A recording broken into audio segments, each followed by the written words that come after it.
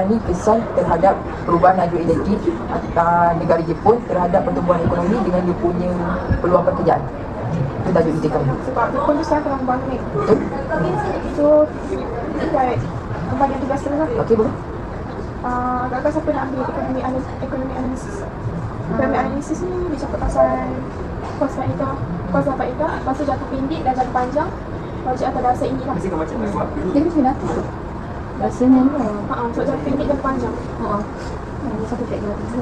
Pasal dia cakap nilaikan kos dan faedah. Nilaikan tu maksudnya Mana nilaikan kos tu menilai kos. nilai. Contohlah kalau kita nak cek data, dia kena ada certain year. Nak buat daripada tahun berapa sampai berapa. Tapi berapa jangka masa? Berapa tahun? Dalam assignment tak dia cakap benda tu. So kita ambil 10 tahun. Tu banyak sangat. Kalau jangka panjang sebenarnya 10 tahun ni. Jangka pendek 3 tahun lah kot. Kan? Okay, andai kata kita buat jangka panjang 10 tahun, jangka pendek 3 tahun betul. Boleh boleh. Lepas tu Itu ke 5? mana yang Panjang 10 tahun. pendek 5 tahun boleh? Sikit boleh? Dah lain ke ada lagi tahap silap? Part yang ketiga ni pertimbangan etika dan profesional. Tak apa, aku boleh ambil dulu. Tapi kau apa yang kau faham tentang tu? Pertimbangan etika dan profesional, maksudnya mungkin daripada perubahan hidroelektrik tu apa isu yang terlibat ataupun polisi yang mempertimbangkan etika dalam satu projek atau dalam tersebut. Contoh macam dia nak buat apa hidroelektrik kan, mungkin dia perlukan tempat banyak, so dia usir penduduk, so tu dah langgar macam etika penduduk. Mungkin itu yang aku faham. Betul lah, keadilan sekitar, kesamaan asas tenaga, keterusan dalam proses membuat keputusan. Yang seterusnya analisis pihak berkepentingan ni. Itu saya nak ambil sebab dia pasal pihak berkepentingan lah, macam kerajaan tu macam mana cara diorang berikan kepentingan mengendalikan isu yang baru, situasi yang baru kan. Macam mana nak uruskan lah secara etika dan profesional. Betul? Jelas sekali kita ada cadangan dasar kan. Cadangan dasar kau kena ambil. Saya boleh ambil lah. Saya terangkan apa dasar-dasar yang boleh dicadangkan dekat dia lah untuk menambah baik ekonomi dan social project atau dasar lah.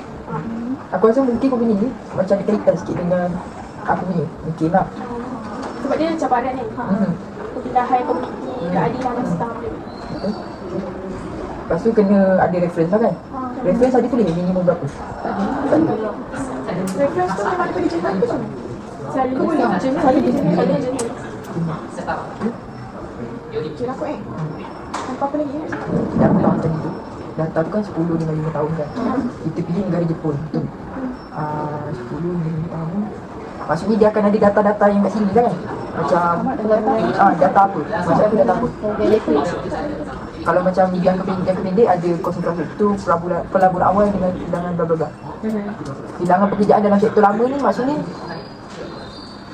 jadi apa pengangguran ke macam tu kan? Macam apa? Sebab kan dia daripada model saya daripada model kan. Satu lagi hilang pekerjaan. So kepada pengangguran ikut ni. Boleh ambil data pengangguran. Boleh?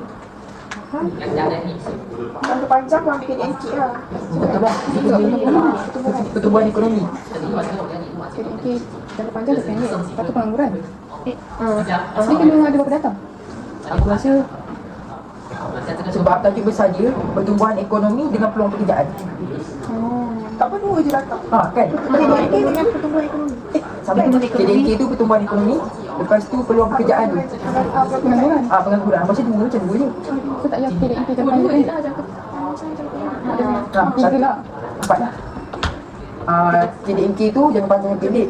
Lepas tu pengangguran tu ada panjang pengangguran. Satu je dah tiga. Jangka pendek ada lagi macam COVID. Sebab dia kan kita nak tengok perbandingan lepas dah yang kita nak kena nilaikan dia punya kos dengan faedah.